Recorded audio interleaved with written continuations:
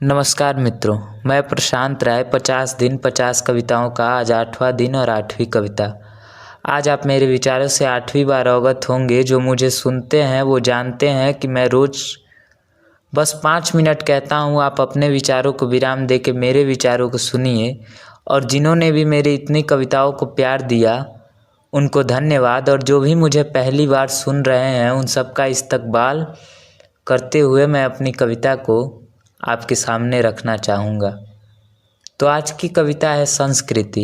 आज की कविता वर्तमान को दर्शाती है। आपको शायद आपके इर्द गिर्द की चीज़ें शीशे की तरह साफ दिखाई देंगी इस कविता से। तो बस कविता पे गौर फरमाइए।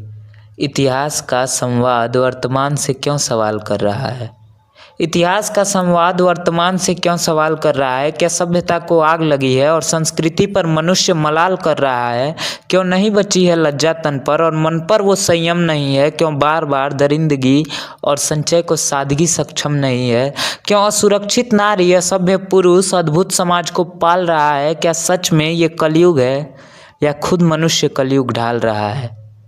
नारी को घर से ज़्यादा बस आधुनिक दुनिया से प्यार दिख रहा। बेटे पाउडर के दूध से बड़े हुए तो कहाँ उनमें माँ बाप के लिए संस्कार दिख रहा। हाँ, सच में बराबरी की ज़रूरत और नारी भी कुछ खास कर रही, जहाँ चंद लाइकों के खातिर 15 साल की लड़की इंस्टाग्राम पर नंगा नाच कर रही। जहाँ सूरज रोशनी के खातिर मात्र चंद जुगनू को ढूंढ रहा है, आज 14 साल का लड़का नशे में अपनी जवानी फूंक रहा है। किसी को कुछ भी पता नहीं है कि प्रेम में क्या होता है। आज हवस की ख्वाहिश है, बस इश्क प्रेम सब धोखा है। बस जिस्म की तलाश में लड़का या लड़की में ये भ्रम पड़ा है। प्रेम के नाम की तस्वीरों में कहीं फ्रिज अटैची और ड्रम पड़ा है।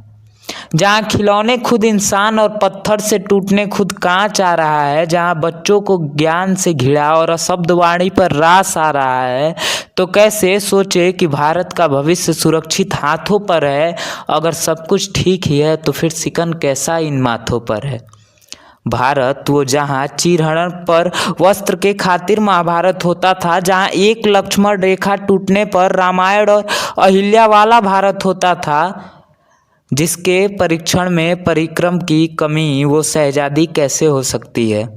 जिसके परीक्षण में परिक्रम की कमी वो शहजादी कैसे हो सकती है? मेरे नज़रों में आधे वस्त्र पहन के नारी की आज़ादी कैसे हो सकती है? नारी की परिभाषा का हनन करना क्या पाप नहीं? और आज के युग में जो नारी घूंघट से सिर ढक ले तो गुनाह क्या उसका माफ़ नहीं? जो बेवजह इल्ज़ाम लगाए वो किसी के नज़रों में प्यारी कैसे हो सकती है? मैं पूछता हूँ, जो आंसू मगर के बहाए और कई जगह दिल लगाए वो नारी असल मायने में नारी कैसे हो सकती है? आज का युवा कमज़ोर पड़ा है, लेकिन इतिहास लड़कपन नहीं बुना था। तुम्हारी उम्र का अभिमन्यु तेज के अहम पर मौत में भी चक्रव्यूह को चुना था। आज के लोग जो इंसानियत मार के लाशें बिछा रहे हैं और आज के बेटे जो बाप को सही क्या गलत क्या ये बता रहे हैं। उसी औलाद के लिए बाप खुद को धूप में जलाता है, दर्द दिल का दिल में रख कर फिर परिवार के सामने मुस्कुराता है।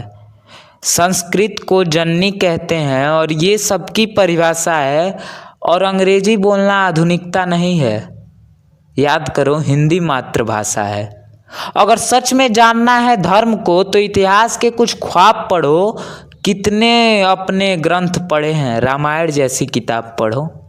रामायण से पता चलेगा पति पत्नी का प्यार क्या होता है और एक वचन पर 14 साल बेटे का संस्कार क्या होता है।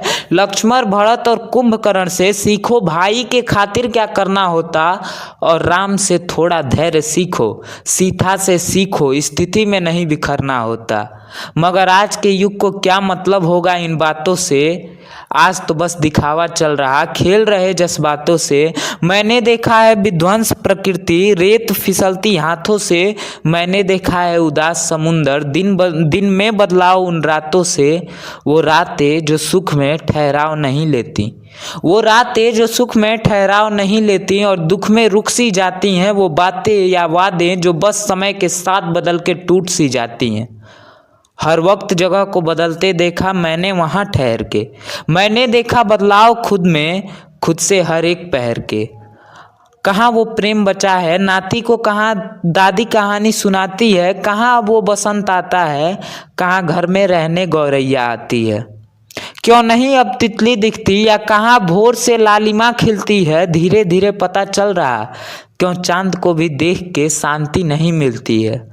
चंद नोटों ने सब कुछ बदल दिया, मनुष्य खुद को खो रहा है, भूल चुका है सब कुछ, लेकिन अभिमान आधुनिकता लेके सो रहा है।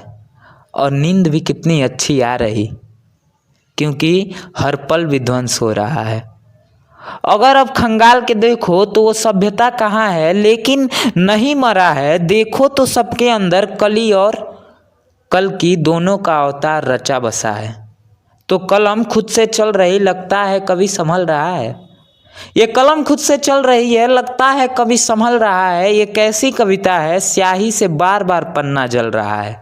कैसे लिखूं इसको, स्याही से बार बार पन्ना जल रहा है। धन्यवाद।